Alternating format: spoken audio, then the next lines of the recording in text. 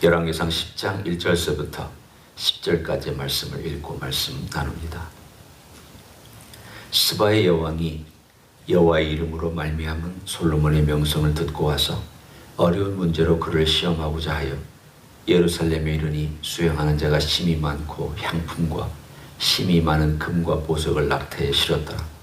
그가 솔로몬에게 나와 자기 마음에 있는 것을 다 말하면 솔로몬이 그가 묻는 말에 다 대답하였으니 왕이 알지 못하여 대답하지 못한 것이 하나도 없었더라.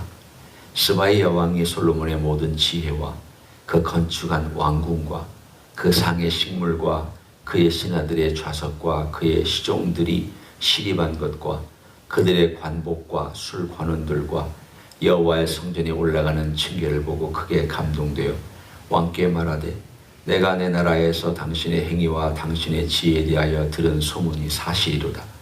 내가 그 말들을 믿지 아니하였더니 이제 와서 친히 본즉 내게 말한 것은 절반도 못되니 당신의 지혜의 복이 내가 들은 소문보다 더하도다. 복되도다. 당신의 사람들이여 복되도다. 당신의 이 신하들이여 항상 당신 앞에 서서 당신의 지혜를 들음이로다. 당신의 하나님 여호와를 송축할지로다. 여호와께서 당신을 기뻐하사 이스라엘 왕 위에 올리셨고 여호와께서 영원히 이스라엘을 사랑하심으로 당신을 세워 왕으로 삼아 정의와 공의를 행하게 하셨도다 하고 이에 그가 금 120달란트와 심히 많은 향품과 보석을 왕께 드렸으니 스바의 여왕이 솔로몬 왕에게 드린 것처럼 많은 향품이 다시 오지 아니하였더라. 아멘. 스바라고 하는 이 지역에서 온 여왕의 이야기가 오늘 본문에 등장합니다. 스바는 지금의 아라비아 반도의 예멘 땅 정도, 지금은 내전에 있고 시끄러워서 많은 사람이 죽어가고 있는 바로 그 땅. 옛날에는 무역 노예의 핵심이었고 중심지였기 때문에 상당히 부유했던 땅입니다. 지금도 그 향품이 많이 나오는 곳으로 유명하죠.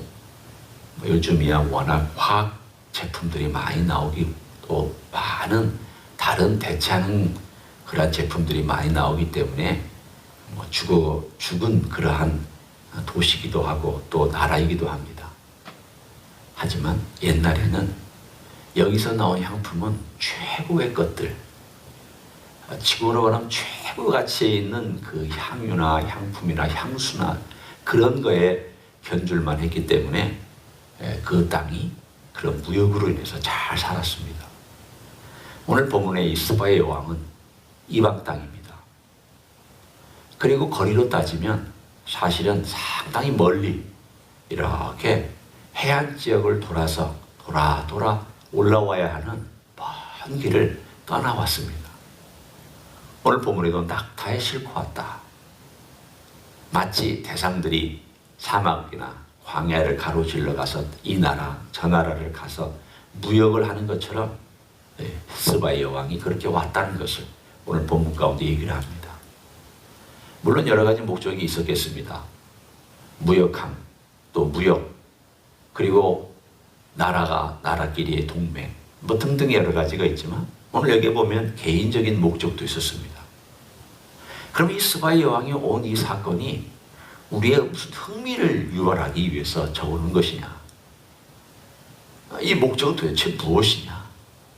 오늘 거기에 나와 있는 일단 우리가 눈으로 볼 수 있는 것은 이방 사람이 하나님의 성전이 있고 하나님의 왕궁, 솔로몬의 왕궁이 있었던 곳에 와서 그 화려함과 그 영광을 보고 놀라고 찬양하고 결국은 그 찬양이 어떻게 귀결되는지를 우리들에게 보여주고 있습니다. 그 찬양이 9절입니다.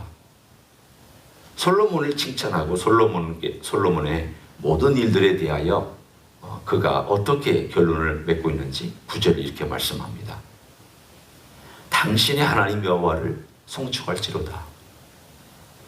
여호와께서 당신을 기뻐하사 이스라엘 왕에 올리셨고 여호와께서 영원히 이스라엘을 사랑하심으로 당신을 세워 왕으로 삼아 정의와 공의를 행하게 하셨도다. 오늘 열왕기상에서 얘기하고자 하는 메시지가 있다면 바로 이 부분입니다. 비록 솔로몬이 완벽하지는 않지만, 비록 솔로몬이 실수하고 넘어지고 또 뒤에 가보면 타락하고 그것 때문에 여호와의 영광을 가리지만, 그러나 적어도 한때 하나님께서 어떻게 한 나라, 한 왕, 그리고 한 시대에 그분의 영광을 드러내실 수 있었는가? 비록 제한적이지만 하나님께서 어떻게 축복해 주실 수 있었는가에 대한 그 극대치를 오늘 여기서 우리들에게 보여줍니다. 그러면 이 극대치가 열왕기 상하를 쭉 읽는 사람들에게 어떤 감정을 줄 수 있느냐? 부정적인 감정과 긍정적인 감정 두 가지를 다 줍니다. 부정적인 것에 대해서는 제가 내일 솔로몬의 11장에 가면 타락의 문제를 직접 이 본문이 다루고 있기 때문에 그때 다루겠습니다. 그러나 오늘은 긍정적인 부분이 있습니다. 그 긍정적인 부분은 다른 것이 아니라 하나님께서 어떻게 이스라엘 민족을 자기 백성으로 삼아 이 땅 위에 하나님의 그 약속을 지켜가며 그 약속이 비록 이 열왕기 상하를 적었던 시대에는 다 무너져 내렸고 그 영광이 사라졌지만 하나님께서 어떻게 이것을 회복시킬 것이냐를 기대하게 만드는 소망의 메시지입니다. 열왕기 상하를 썼을 때에는 나라 망했습니다. 열왕기 하를 가보면 맨 마지막 왕 잡혀가고 그가 바벨론 땅에서 포로가 되었다가 회복되었고, 회복됐다는 말은 감옥에 갇혔다가 왕의 상에서 같이 먹게 되었다. 그 이야기로 이야기 끝납니다. 이미 나라는 멸망한 이야기로 열왕기 상하가 끝납니다. 그 멸망으로 끝난 이 이야기가 어떻게 해서 이 사람들에게 오늘 이 10장을 읽고 있는 이야기를 읽으면서 옛날 참 좋았구나. 옛날이요. 그때 그 찬란함이요. 그 얘기를 하려고 적어놓은 건 아닙니다. 뭘 하려고 적어놓은 것입니까? 하나님께서 다윗에게 약속한 그 약속을 하나님이 결국 지키실 것인데, 하나님께서 그 다윗을 통하여 주신 부요, 그래서 솔로몬 시대에 하나님께서 그 찬양을 받으셨던 그 찬양이 언젠가 우리에게 이루어질 것이다. 언젠가 그것이 하나님께서 역사로 말미암아 새롭게 하실 것이다. 그 그림을, 하나의 모형을 오늘 여기에서 이방인의 입술을 통하여, 이방 왕의, 여왕의 입술을 통하여 칭송하는 내용을 통하여 하나님의 역사를 기대하게 만드는 내용입니다. 이 비슷한 내용이 선지서에 보면 많이 나옵니다. 제가 대표적으로 한 곳을 여러분에게 읽어드립니다. 그것은 바로 이사야서 60장 10절입니다. 내가 노하여 너를 쳤으나 이제는 나의 은혜로 너를 불쌍히 여겼은즉 이방인들이 내 성벽을 쌓을 것이요 그들의 왕들이 너를 섬길 것이며 내 성문이 항상 열려 주야로 닫히지 아니하리니 이는 사람들이 내게로 이방 나라의 재물을 가지고 오며 그들의 왕들을 포로로 이끌어옵니다. 너를 섬기지 아니하는 백성과 나라는 파멸하리니 그 백성들은 반드시 진멸되리라. 레바논의 영광 곧 잣나무와 소나무와 황양목이 함께 내게 이르러 내 거룩한 곳을 아름답게 할 것이며 내가 나의 발 둘 곳을 영화롭게 할 것이라. 너를 괴롭히던 자의 자손이 몸을 굽혀 네게 나오며 너를 멸시하던 모든 자가 네 발 아래에 엎드려 너를 일컬어 여호와의 성읍이라 이스라엘의 거룩한 이의 시온이라 하리라. 여러분이 이 내용을 읽으면 솔로몬이 가졌던 그 영광에 대한 내용이 완전히 회복되는 그림을 이사야가 이스라엘 백성들에게 소망 가운데 전해주고 있습니다. 하나님께서 회복시킬 것이다. 그 회복시킬 텐데 그 이야기가 솔로몬이 성전을 짓고 솔로몬이 궁전을 지었던 이야기가 너무 비슷한 내용들 등장합니다. 이방의 재물들을 가져올 것이다. 그리고 성벽이 놀랍게 쌓아질 뿐만 아니라 레바논의 잣나무, 소나무, 황양목, 솔로몬의 왕궁과 하나님의 전을 지었던 그 모든 것들이 다시금 들어와서 영화롭게 하고 새롭게 할 것이다. 그리고 내 거룩한 곳, 하나님의 거룩한 곳은 성전을 의미합니다. 내 거룩한 성전이 다시금 아름답게 될 것이다. 이 메시지를 이사야가, 다른 선지자들도 이런 비슷한 메시지를 전하지만 이사야가 60장 10절 이하에 명확하게 전달하고 있다는 것은 결국 하나님께서 솔로몬 시대에 가졌던 영광보다 더 엄청난 영광을 언젠가 우리에게 주실 것이다. 그것을 그들에게 계속 주입하고 있습니다. 솔로몬은 실패했지만 하나님이 하신다. 솔로몬 시대에는 잠깐 봤지만 언젠가 영원히 이루어질 것이다. 사람들에게 잠깐 맛보게 한 것은 그리워하게 합니다. 생각하게 합니다. 한때 우리에게 이런 일이 있었다. 그렇다면 하나님이 이 일을 또 하실 수도 있다.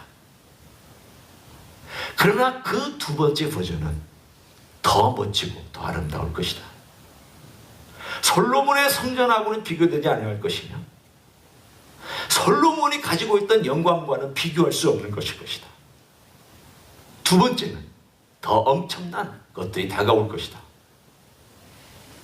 제가 또 한 군데를 읽어드립니다. 바로 그것은 요한계시록 21장입니다.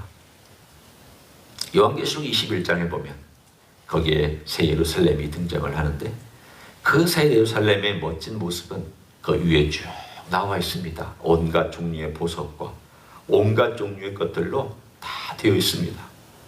22절 제가 읽습니다. 21장 22절입니다. 성 안에서 내가 성전을 보지 못하였으니 이는 주 하나님 곧 전능하신 이와 및 어린 양이 그 성전이심이라. 이건 새하늘과 새 땅에 있는 바로 이제 영원히 우리가 거할 새하늘과 새 땅에 대한 묘사입니다.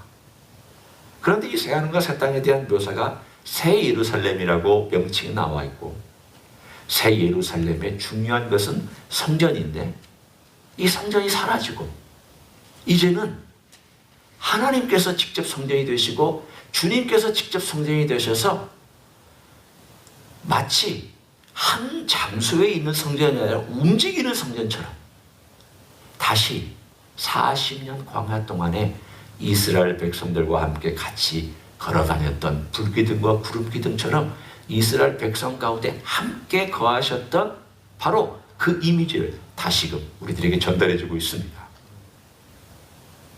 이제는 건물이 아니다. 내가 움직이는 성전처럼 너희와 함께 있을 것이다. 그게 새하늘과 새 땅에 대한 모습입니다. 그리고 이렇게 말씀합니다. 23절에 그 성은 해나 달의 비침이 쓸데없으니 이는 하나님의 영광이 비치고 어린 양이 그 등불이 되심이라. 만국이 그 빛 가운데로 다니고 땅의 왕들이 자기 영광을 가지고 그리로 들어가리라. 낮의 성문들을 도무지 닫지 아니하리니 거기에는 밤이 없습니다. 사람들이 만국의 영광과 존귀를 가지고 그리로 들어가겠고 무엇인지 속된 것이나 가증한 일 또는 거짓말한 자는 결코 그리로 들어가지 못하되 오직 어린 양의 생명책에 기록된 자들만 들어가리라. 그 영원한 영광을 우리들에게 보여주고 있는 솔로몬의 성전의 한 역사적인 단면에서 볼 때 한때 일어났던 그 영광, 그리고 다시는 그 영광을 경험해보지 못했습니다. 이스라엘 역사에 한 번도 그 영광을 경험해보지 못했습니다. 아직까지도 경험해보지 못했습니다.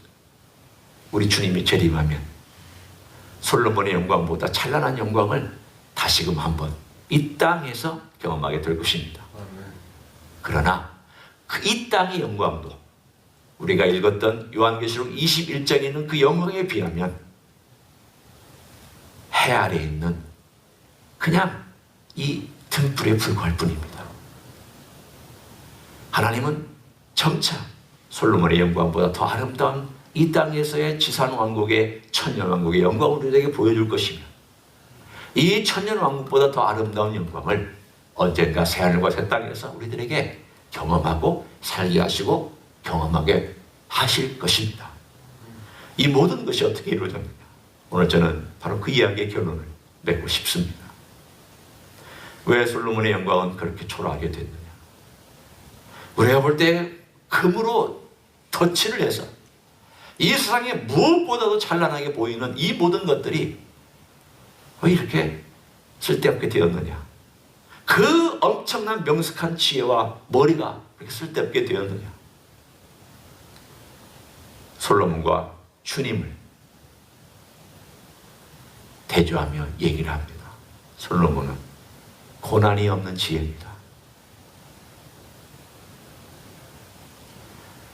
엄밀한 의미에서 솔로몬은 정말 깊은 고난과 아픔과 광야와 슬픔과 눈물을 겪어보지 않은, 어떤 의미로 보면 이론적인 지혜입니다. 예수님은 실제적인 지혜입니다. 이론적으로도 뛰어난 분이지만, 하늘과 땅을 말씀으로 지은 분이지만, 그러나 그분이 직접 이 땅에 육신으로 오셔서 직접 가난과 아픔과 눈물을 다 겪었습니다.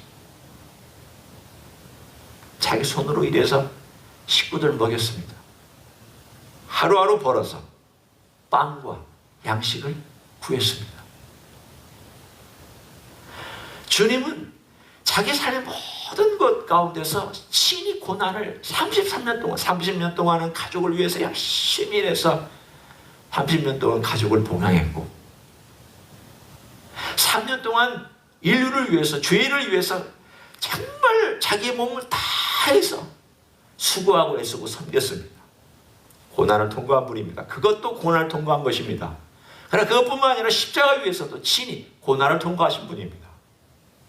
그분의 지혜는, 그리고 그분의 삶은, 그분의 사람은 고난을 통과해서 아버지께 삶을 온전한 순종을 드린 삶입니다. 솔로몬은 고난이 없었습니다. 모든 것이 선물로 왔습니다. 모든 건 아버지께로부터, 자기 아버지인 다윗으로부터 얻은 것입니다. 하나님에게 기도했고, 그것은 열심을 했지만, 나름 순수하게 기도했지만 하나님께서 지혜 선물로 주셨습니다. 그리고 왕궁 편안했습니다. 문제 없었습니다. 40년 동안 다스린 동안 전쟁하지 않았습니다. 평안했습니다. 겉으로는 평안했습니다. 그러나 환난과 고난과 역경이 없이 그는 모든 것을 이론적으로 알고 이론적으로 행하였기 때문에, 잠언에 보면 지혜의 근본은 하나님을 경외함이라 알고 있었지만, 그의 삶에서는 하나님을 경외함이 없었습니다. 있었지만 사라졌습니다. 처음에는 좋았지만 무너져 내렸습니다. 오늘 바로 그것을 봅니다. 아, 하나님께서 우리에게 고난을 주신 것이 복이구나. 그리고 이 고난을 통과하면서 진정으로 내가 그리스도인으로서 하나님 빚어가시는 것이, 이게 하나님의 지혜구나. 나를 잃어버리지 않기 위한 주님의 지혜구나. 나를 잃어버리지 아니하고 나를 붙잡고 나를 이끌고 가는, 그것이 내 삶 가운데서 있는 고난들과 아픔들이 그렇게 나를 이끌어가는 것이구나. 우리는 그렇기 때문에 주님을 위하여 고난받는 것을 기뻐하고, 주님을 따라가면서 순종하면서 받는 그 고난 때문에 우리가 경험할 수 있는 아픈 일들도, 내가 이 땅 위에서 영광에 집착하지 아니하고 솔로몬의 그 사라지는 영광이 내 중심의 가치가 아니라 앞으로 영원히 있는 그 영광을, 영원히 누릴 영광을 내가 바라보고 살도록 그런 것들이 날 돕고 있구나. 그런 고난의 길이, 그 순종의 길이, 그 순종 때문에 오는 고난이 나로 하여금 거기에 초점을 맞추게 하는구나. 여기에 오늘 하루도 묵상하시며 우리 주님의 뒤를 따르는 여러분 되시기를 예수님의 이름으로 간절히 축원합니다. 기도하겠습니다. 하나님 아버지, 고맙습니다. 솔로몬의 영광은 잠깐이었고 솔로몬의 지혜도 잠깐이었습니다. 그에게는 고난이 없었고, 그에게는 눈물이 없었고, 그에게는 아픔이 없었고 그에게는 몸부림치는 순종이 없었습니다. 주님, 그 모든 영광이 다음 세대에 다 사라져가고 결국에는 열왕기하는 멸망으로 포로로 바벨론 땅에 잡혀간 이야기로 끝을 맺고 맙니다. 그러나 우리 주님은 이 땅에 와셔서 고난받고 고생하시고 슬퍼하셨고 제들과 함께 기뻐하셨고 이러한 모든 것들을 다 통과하시고 심지어는 십자가에서 눈물로 기도하시며 눈물로 우리를 위하여 속죄해 주셨으며 아버지께 간구하였던 이 모든 것들 영원한 영광으로 영원한 축복으로 영원한 하나님의 나라로 우리에게 다가오게 해주신 것 감사를 드립니다. 우리가 어디에 초점을 맞추며 살아야 되는지를 말씀해 주시니 감사합니다. 주여 간구합니다. 우리의 삶이 솔로몬의 영광의 초점이 아니라 예수의 영광에 초점을 두고 살아가는 하나님의 종들이 되게 하여 주시옵소서.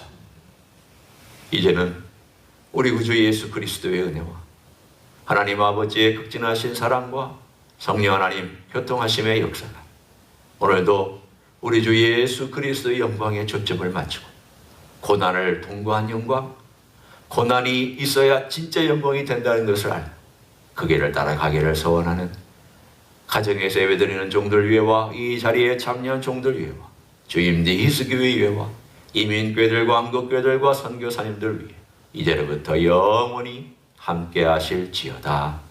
아멘.